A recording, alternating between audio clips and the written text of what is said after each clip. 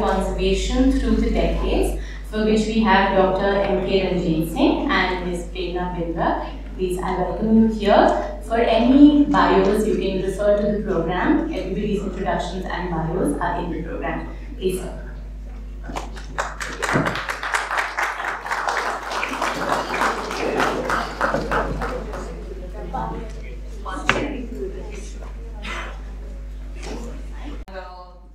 I'm Prerna Bindra. I'm a wildlife conservationist, author, and also a student of nature, and a PhD, student of PhD currently. Dr. Ranjitsinh Saab, M.K. Ranjitsinh Jhala. I don't think I need to introduce him, but he is of course a living legend, the architect of the Wildlife Protection Act, responsible for creating many national parks, sanctuaries, expanding the areas of national park sanctuaries in Madhya Pradesh, Chhattisgarh, which were both one at one time, and of course the country.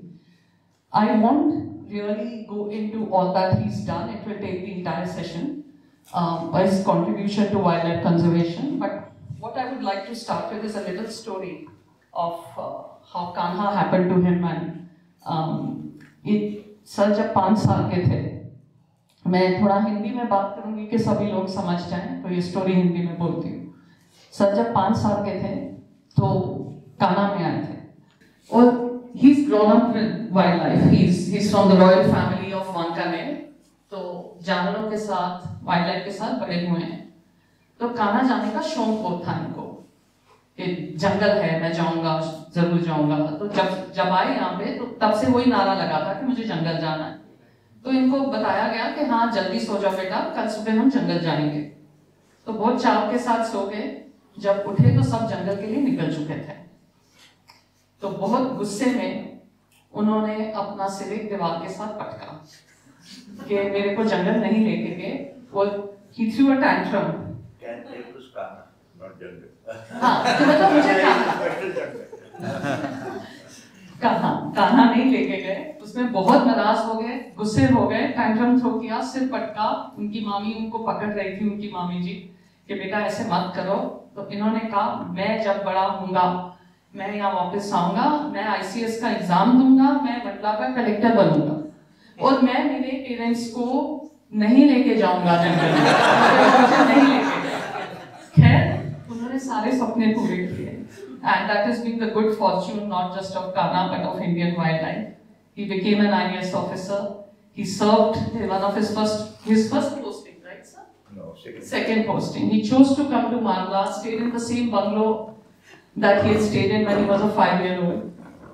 He went to Kanha and he took his parents with him. So that is a story I read in his book, A Life with Wildlife, but आज उनसे मैंने फिर सुनी और बहुत ही अच्छा लगा. So it's a pleasure to be here, and I would like to thank the organizers for giving me this opportunity. All of you, Amrita, Mansi, Dr. Ruth. It's an honor to be doing this session with Dr. M.K. Ranjitsinh, who I've been fortunate enough to serve with him in the National Board of Wildlife. और बहुत कुछ सीखा, वो मेरा बहुत सौभाग्य था कि मेरे सर का हाथ है हमारे ऊपर. So I would just like to begin, sir. जो कान्हा में आपकी कहानी है, जो आपने कान्हा में शुरुआत करी, उसका थोड़ा आप हमको हिस्ट्री दीजिए, थोड़े आपके एक्सपीरियंस बताइए, जो the contributors, the story of Kanha that we don't know of, जो जिन्होंने कान्हा बनाया है, उनकी थोड़ी बात करिए. So I would like you to begin with from where we are. Alvi. This area in general. Those who have contributed hugely, Pamar and Rajesh Gopal and the others, they have written about it it's in public domain, so I don't want to repeat that. Time is very short and I get carried away. And I've asked Prerna to cut me short, I talk too long. The other thing is, and it just struck me, and if you agree, there are some specialities of this region, of not just the Kanha area, but of the Maikal range, and of the people of this area. which again is not in public domain, parlance, or is, but needs to be highlighted. And if you permit me, I'd like to mention that, but it should be known. If that is okay with you. People matter, but the places are more important. And there are a few things which we ignore. The past is very important, and I was into history. But what that past tells us, and what we should adopt for future management is even more important. We should learn lessons from history. And why things have changed? There are certain things that don't change. There are certain things which are paramount in the world of conservation. We all know that in a democracy like ours, we cannot conserve nature without the participation of the people. Those days are gone where I was born in, where the word of the ruler, British or British, was law and it was enforced. And the days also of autocratic behavior is over. But there are certain things, and we are all beneficial human beings. But there has to be a certain prioritization. It just cannot be, how should I put it mildly, vote bank politics from not only the politicians, but from us too. And therefore, and I'm talking generally, in certain areas, it was a common belief, and I'm generalizing, common belief that we have to have people. We all have empathy for people. We have all empathy for the tribes, and it's very important. But in this country, where we take pride in Gautam Buddha, Mahavir, and Gandhi and the rest, the animals are also citizens of India. One. Secondly, what I have always believed in is what Mahatma Gandhi said. When you take a decision, you have to think of how it will affect the poorest of the poor. And in many cases, of course, it's a tribal. And there are other OBCs and the rest. But if the citizens of India are also there, you must take into account how far is it going to affect those citizens of India who have no voice and no vote. And they are the animals of India. They also matter. And they have a right to live in this country of ours. Please don't forget that. And therefore, this is, I think, a little bleary-eyed to say that people are the only thing. Of course people are. But can you not think of a small percentage of this country where the interests of the poorest of the poor, the citizens of India, matter first, foremost and last. And therefore, there has to be a segregation. They cannot be. They cannot be that. Otherwise, why have the act? We say, and again I'm quoting Gandhi, that there is enough in nature for the need of everyone, but there is not enough in nature for the greed of anyone. Are we going to save only that which remains after satisfying both the need and the greed of everybody? Then forget about the Ministry of Environment, forget the Wildlife Act, and say we are there for the votes and we are there for only human beings in this country. And I'm not talking about the ecological security of this nation. The greatest thing, there are two great commodities oxygen on the that nature gives, and potable water. I'm not talking about water. Potable water.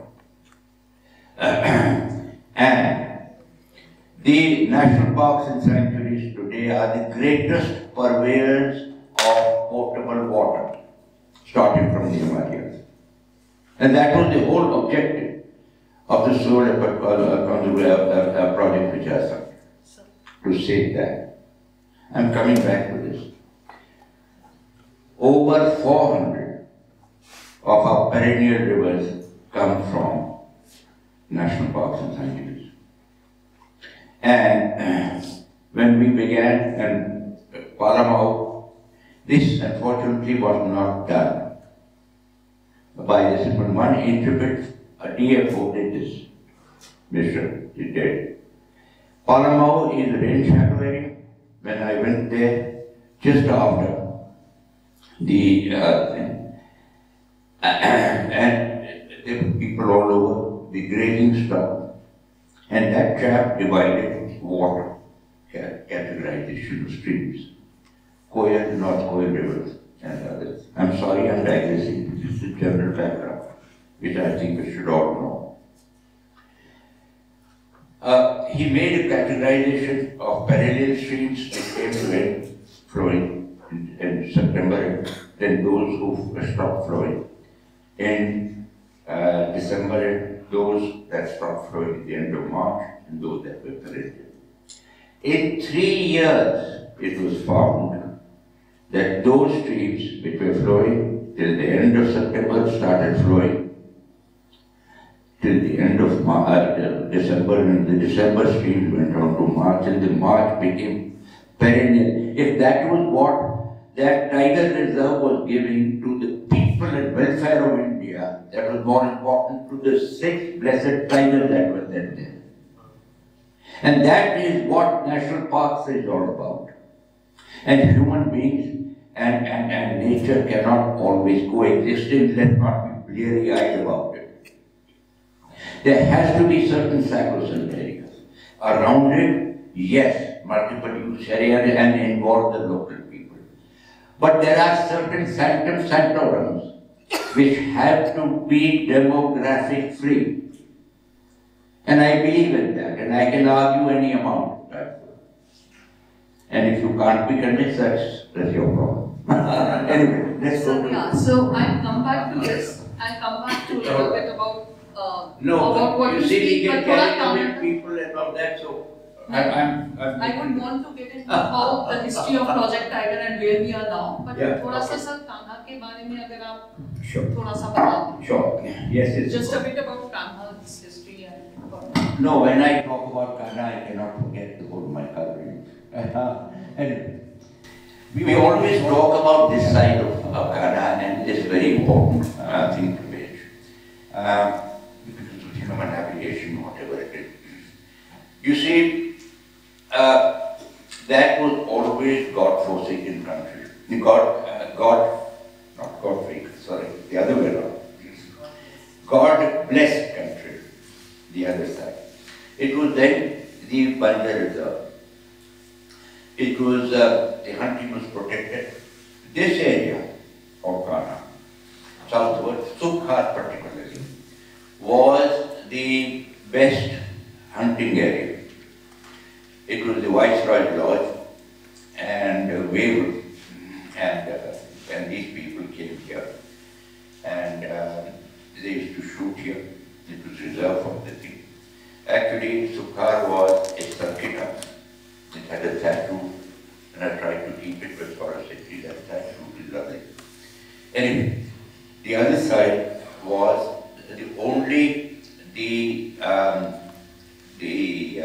collector and the SP could shoot. Nobody else could. Panjat is on the Bindra. And the number of tigers was staggering. And you see, we think of tiger. Why were the tigers? Because the prey was there. It was the only population. You see, that you have to think about it. This is something which is lost sight of. The forestry practices that you see today are the inheritance of the Germans, Brandes and Ribbentrop.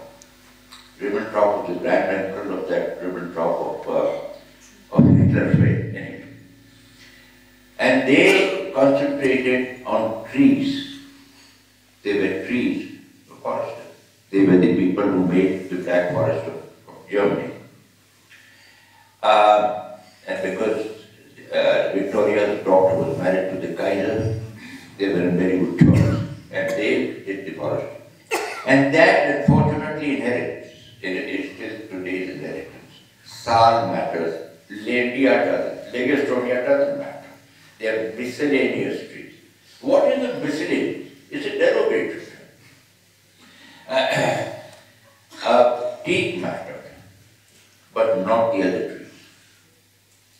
And therefore the whole thing was coppice conserved and management. The grass did not matter. We have a forest policy, we do not have a grassland policy. I broke my head against the wall. I still haven't succeeded and I will try to keep on trying. And it's the grass that matters most. Those frost hollows matters most. If you look at the Schedule 1 species of the country, the majority are grass-specific species, whether it's the buster, whether it's the Florican, whether it is the hawk deer, whether it is the sangai and the baras. Grass-specific species. They became grass-specific and they did not and cannot, unlike the sambar. The sambar can go anywhere, but not the barasinger. And they suffer. And the thing was to work the forest department then settled forest villages. And that was the end. They finished off the villages. They had to live. They were living off substitutes. Sof village, which was the first village that I moved out, followed by Rhonda.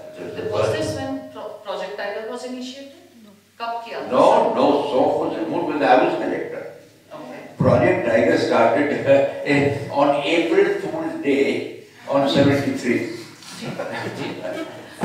But it actually started earlier. I was the first member secretary, and then Kailash Sakla took over on 1st of April. So that is only when you come. And I told Kailash, April 1st, it's April 2nd. But he did it. But he was in charge. He was a good friend, a very dear friend. We used to disagree. But never on wildlife. He was territorial. I was territorial. And he would not allow me to interfere in Project Tiger. But that was because we have territorial people, like tigers. But I gave him credit. He never ever listened. And I'll show you that book he gave me, that is Tiger. What he's written shows what was in heart. We were together on conservation. And I hold him in the highest regard. And there was Pawar. But coming to that area, there were these things, but that is one thing again that I would like to highlight. Again, comparisons are odious, right? And I don't want to say. I have studied to that extent the tribes because they are fascinating. And all over India, South Asia, there are tribals, generally speaking, who are anti-forest, or so shall I put it, the way they behave and the way they act. And they are pro.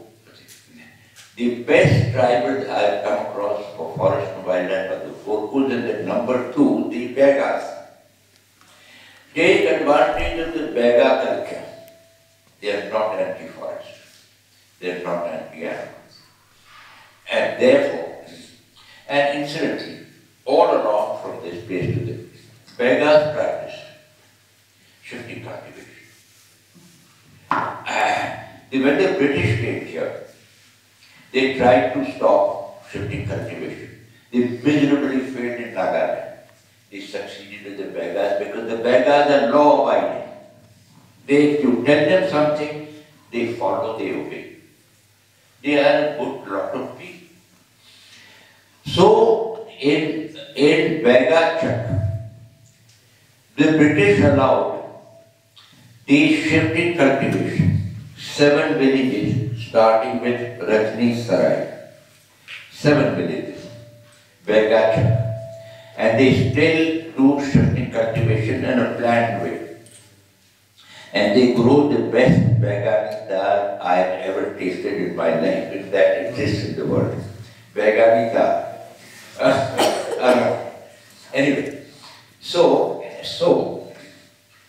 that they did not kill the thing, but they were grazing. Song village, 82 households.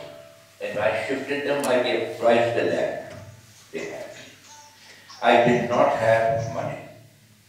That money did not come from the forest department. That came money when I shifted back up, song. It came from tribal welfare money, which was given to me by Mahesh, my dear old friend. So just to take you back, yes. What was the thinking behind why did you want to shift them? Or how did it play out on the ground? Because of the Barasinga. The Barasinga need high grass for their breeding. How many were there at 64. 64 living in the whole world. Central Indian Barasinga, at that time they were only subspecies. Service Duvasuli, the national Service Duvasuli brand, Danba brand. And they had, the year before I came as corrector, the last one had been poached in Khudurai, which is in Motinala, Khudurai village. They had gone from Bilaspur, they had gone from the rest of Mandla. They were there in this thing. Shadar counted, and I met Shadar for the first time. They were 67, he counted, I counted 64. Shadar did something. Dr. George Shadar. George Shadar. He had built a hide, which went under the name of Shadar Heights, where I spent some of the best parts there. I spent the whole night there watching these tigers feeding. The whole night I would sit with that thing, watch those tigers. And there used to be a tiger shaped pit. And I had named that Ruti because that was the first tiger I saw. In Dungarpur, where I saw the tiger, each tiger had a name. Boka, whatever. So that was the first tiger I'd seen in my life, Ruti. So I named her Ruti. And she had 3 cubs and they were adorable. And Pavan Mala used to go and they used to play hide and seek. Those cubs would come and Pavan Mala would charge and backwards and forwards they used to go. For those tigers, is Barasinga the stupid animal, I'm sorry to say.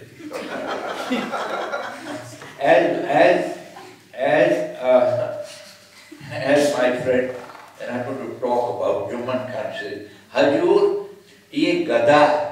एक गधे की माफक रहता है और गधे की माफक भोंकता है। When Barasinga uttered its thing is like a it's like the brain of a donkey. So he said that, and I once took, you see when poor Luti died, I didn't know how to tranquilize, we didn't know how to tranquilize her, because I saw her die. She was trying to save her cubs from Mussolini, another rascal of a male tiger, and he mauled her, and she died of septicemia, and I watched her die. So, there was nothing I could do. And therefore, where was I? Anyway. So, the shifting of songs. I get carried away, I'm very emotional about Kanha anyway. So, about song, the Barasinga had to move that, so was right in the middle. And they had only those breeding grounds left. No, I was coming to this place. These Barasingas were in the same place where the Shalakai was. The water was there, the grass was there. But so was the tiger. And he used to bait them there. And that first year, you see, there is a time when I counted, when I went and collected the first thing I did, I was to go to Kanha, and I counted 64. These Barasingas were staying around discussing. 6 swans only. 64 happened. 6 swans. And the next year, 67, 16 Barasingas had been killed by Noti and her cohorts in that night. 16 out of 64. And I am on record to tell the wildlife board meeting, it is the Barasinga which matters, not the tiger here. We have tigers elsewhere, not the Barasinga.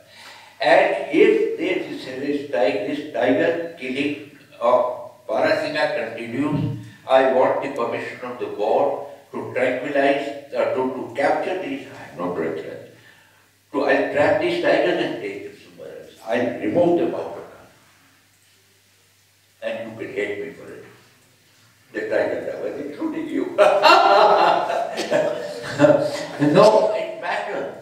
I didn't know any better. But I stopped the business and remarkably it improved. So the Barasinga need those areas are being burnt. Like the Maidans of Corbett are burnt, and that's the end of the hockey. So Sonf had to go. Sonf, 82 households, including that of the Mukhia, and each of them got twice as much land. Mukhia got 4 times more land, because he had to convince the people. Anyway, therefore, but the impact, I think, impact was on 800 to 900 square kilometers. Their cattle went all over. The impact, because they used to burn. They used to burn the grass to get fresh grass.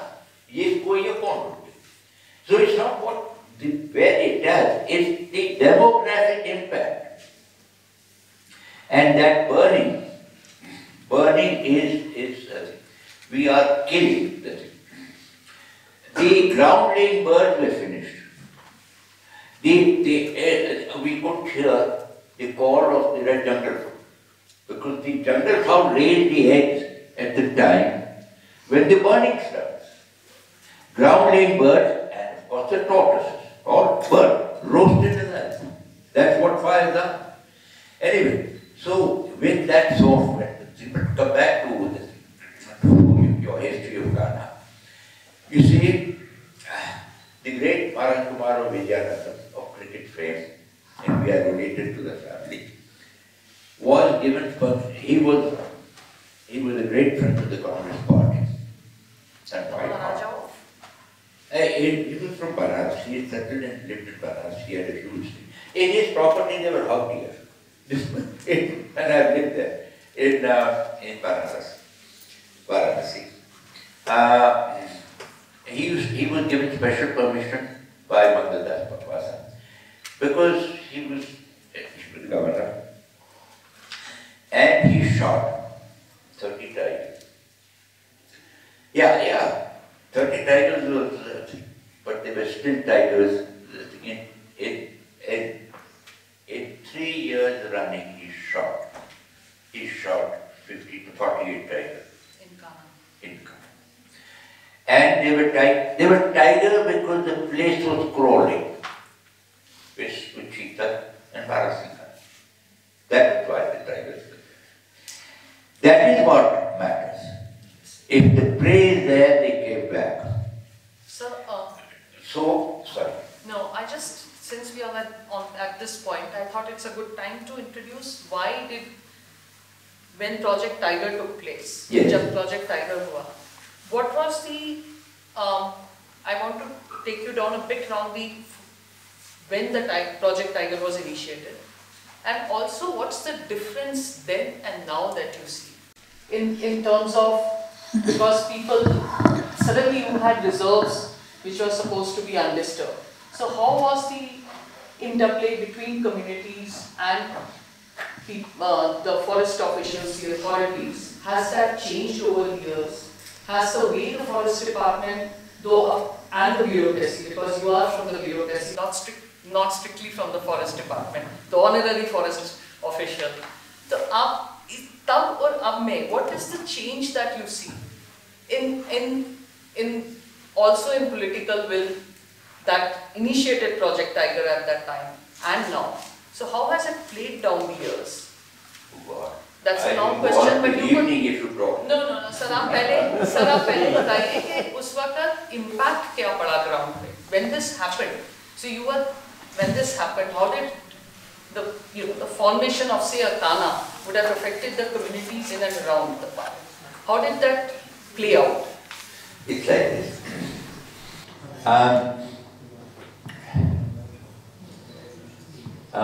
I've always looked at national parks and sanctuaries and tiger reserves, of course, which are a part of it, into three categories. Those that were grade 1, those that were grade 2, actually 4, grade 2 part 1, grade 2 part 2, and grade 3. All throughout, including that one stint I did after retirement. That's the only employment I did after retirement. And it was World Wildlife International Project Tiger. And their Operation Tiger was to raise the grade 2 into grade 1, or grade 2, 2 into grade 2, 1, to grade 3 into grade 2. Grade 3 being the lowest. To upgrade and upgrade the conservation status. You see, the grade 1 like Orbit, the grade 1 like Kanha, like Karuma, and there are others. You cannot raise them too much because they are already there practically. You can change the concept a little, but not very much. And it's very interesting when I went to them. These grade 1s, you know what they wanted? They wanted computers. They wanted riding elephants. And this is now or then? Yeah, then. And that was the status also. And they were already there, they didn't do very. Or shifting over villages. That was not the matter. It was the upgrading of the grade 2, which was very important. Because they couldn't be pushed up. But to come to Project Tiger, the most important conservation meeting I have ever attended in my life, and I must have attended literally hundreds, was the 1969 conference of the IUCN in India. It was a learning process. Sakla was there, and so were a lot of others. I also was sent from Madhya Pradesh. And it was a learning process. That's where Mrs. Gandhi picked up on it. She was always interested, and she had called me from here to see the movies of the tiger. And others. 8 millimeter movement, she saw through them and was very, very happy. And she was very interested. And she inaugurated that, and that started off the whole process. And unfortunately in this country, I've written some next in my book, it's a different situation elsewhere. It is the easiest. And we had a protected area system, but the thing flows from the top to the bottom. We are very good environmentalists. We keep our houses clean, we throw the dust outside. We are not active conservationists. If somebody poaches, we do not interfere, except the Vishnois and some other communities. All the 86%, when I first in your direct wildlife, 86% of our national parks and sanctuaries, the hunting reserves of the British and of the princes. 86%. I don't know the situation now, but at that time. It was already there. And my grandfather was a ruler, and we kept 2 of our hunting areas as private forests before the government resumed them. After merger, those 2 areas, people were less reluctant, more reluctant to go hunt and poach in our area. We had no authority. My grandfather had no authority. He was a Roman already citizen. He recognized as the principle. But that's where the forest department had their own people. They would poach, they would do cutting, but they wouldn't come to us. We would respect them. That respect was there. What happened in 10 years was a holocaust. Which 10 years, sir? 47 to 57. 48 to 50. Holocaust. The thing was wiped out. You're talking about the animal, the tigers coming down from. Was that because of the hunting? Hunting. The black buck population, and I did my PhD in the black buck population of Saurashtra, my own little province, the Saurashtra area. That's what I worked on. I didn't do air estimation throughout the country at that time. I couldn't. They were in the millions, not millions, but lakhs. Black buck. The black buck population of Saurashtra came down from between 80,000 to 90,000 to less than 2,000 in 10 years. So That was the law. So we had this empathy for nature, but we were not active. It was only in the 70s that there was a change. And that came in because of political influence. If I'm asked today, if I was like Oliver, what do you want? If God asked me today, what do you want most? I will say, please give me, O Lord, political will. If there is political will, it will happen in this country. Otherwise, there is window dressing. As I'm going to tell in Kanha, I'm going to tell in Kanha 3 days from today, where I'm supposed to give a talk. The cheetah in 1920. There are 2, you see, the elephant has 2 teeth, 2 kinds of teeth. They are very famous thing. हाथी के दांत दिखाने के होते हैं, हाथी के दांत चबाने के होते हैं. Conservation is of 2 types. It's for show and it is for substance. Show कौन सा है, sir? No comment. They all know. Okay, you have said some very You have said some very controversial things. But I'm not. Settlement, because you have been on various committees which are supposed to be safeguarding environment and wildlife, and the law is being diluted, it's being amended. How do you see the situation today? 50 plus years ago, that nature will survive, and I'm not talking about animals. Nature was what matters. Will survive only in effectively managed protected areas. The rest is Bhagwan Parvat's reality. And therefore, I made it a life's mission to establish as many national parks as possible. And where I couldn't, and I did this as Forest Secretary, I did this as during my first tenure as wildlife director and also more so in this second. I was able to persuade many state governments to at that time, and because of the political will, I could succeed. मैंने अपने यहाँ तो बनाया, but I don't want to.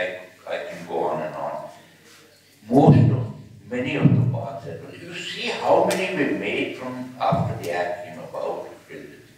And that was because what could persuade all the chief wildlife wardens used to come, and this again was my idea, Mrs. Gandhi, when in the 10th of September meeting, which was a turning point, where Mrs. Gandhi had called this meeting of nature conservation, and very Ranjitsinh went out, and Wright was also, I think, but very were covered.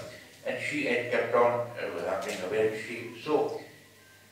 She had seen my film, I had been invited, and I was a very junior man, and this man prompted me, so I said, Madam, it's not so hopeless. So she turned around and said, what?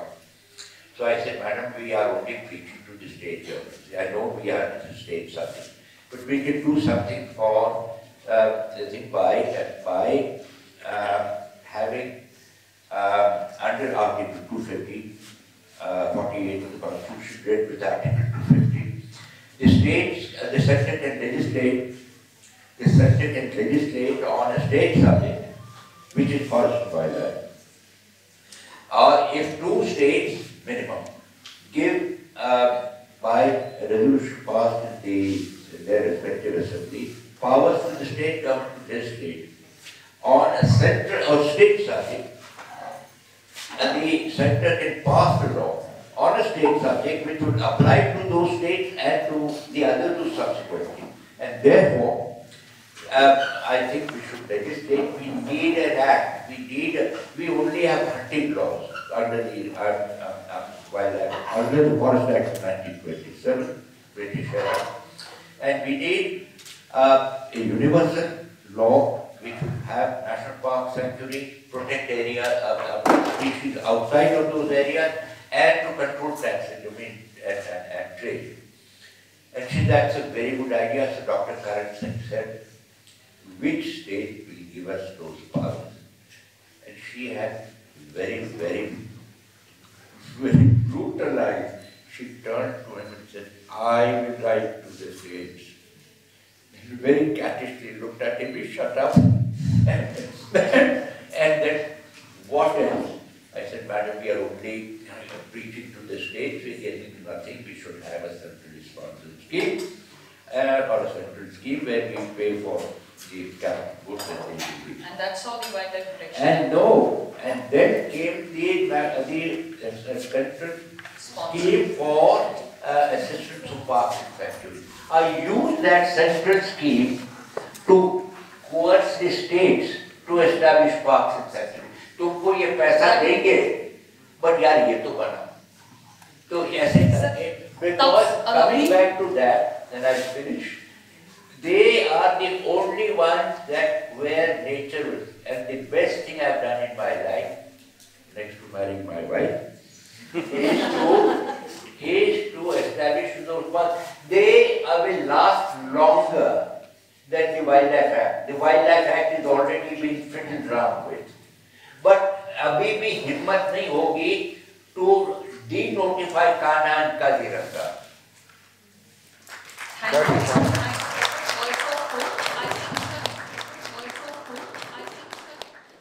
My name is Vipul Gupta and I am the founder of Earth Focus. We are based in Muki, and our dream is to act as a catalyst to help shape a Kanha landscape where people and nature thrive together, not despite each other and not either or basis.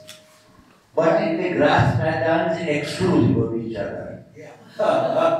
So my questions to you are two questions. Basically, first question is, do you think that this portrait style of conservation, which was started when it was started for several reasons, has it achieved what it was intended to do, both for the wildlife and the people, the forest dwelling communities?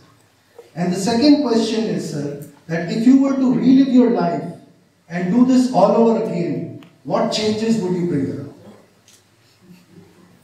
How would you do it different? A number of things. I am not anti-people, please. And if you, the one stint I was done, because I became awkward in the forest department, I became Commissioner of Bhopal. And the gas tragedy took place in Mrs. Gandhi's murder and whatever else. It was the most traumatic period of my life. My wife says I came back like zombie because dead people didn't matter. I used to see so many of them. 99 bodies I carried with my own hand. And so, but I did serve the people, and I am all for them. But you see, in certain cases, you cannot have juxtaposition. It doesn't work in this country. People have to live, and people have to have an impact. And then there is a conflict of humans. Tigers will kill your cat if you give them right in the place. So there is certain amount of exclusivity. And things have changed. I did move the first two villages, but I asked them, "Ki tum jao." In those days there was no forest conservation act. You go and settle. The present policy of giving them a big toll didn't exist. But I have, and this is what is very important. There are today, I had a number of schemes as collector. And one chap who took the lead from me, Collector of Satya Mangala, used 28 development schemes to help the local people in resettlement. And he came to me, sir, you were the first person to start with, batao kya kya karna. That Collector of Satya Mangala. Are years ago. And so, with that, you can do the resettlement by giving the people the best they can. So also his question is, do yes. you think this model has what it desired to achieve? Whatever the Yes. forest conservation protected area, yes. Also in resettlement. relation also to people welfare, not just wildlife. The resettlement, you ask the people and you go there and you ask them whether they would like to go back to the forest. Some of them may, but the majority won't. And they are settled. I don't like to use mainstream of life. They have to have access. You see, look, a human being, you would grant me this, that when a person lives in a village, he is entitled to electricity, he is entitled to water, of course, but electricity. Access to schools, access to markets, roads. Would you like that in the forest? If they are to be given their full facilities of basic amenities, can you give them the forest? You can't. Because if you do, that place will not be a forest.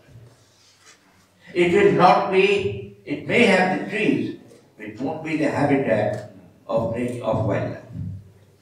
And the idea of, I could complete this, the idea is to make nature, we are idol worshippers. The tiger I be used to save for something more important than the great animal itself. The whole ecosystem behind the name of the tiger. The prey. There is a saying in Gujarati language, Lakh marjo, lakh na taran har na marjo. Let a lakh die, let not the savior of the lakh die. The savior of the lakh is the habitat. The habitat matters more than the animal itself. And therefore, it is necessary to save the habitat. And you cannot save the habitat of Earth. The one way of doing it is, again, idle worship. We are the great believer of traditions, of heritages, whether it is the Ram Janmabhoomi or the Krishna Janmabhoomi. And therefore, what about natural heritage? Isn't that important? Man-made heritages can be recreated. Theoretically, you can create. Theoretically, you can create even the Taj Mahal. You can't. But theoretically, man-made. Can you recreate? Can you create a climax forest? You know, a climax evergreen forest can never become evergreen if it becomes subtropical, can never be. And therefore that matters. That's also a gift of God. That's also sacrosanct. And if you are not prepared to dig below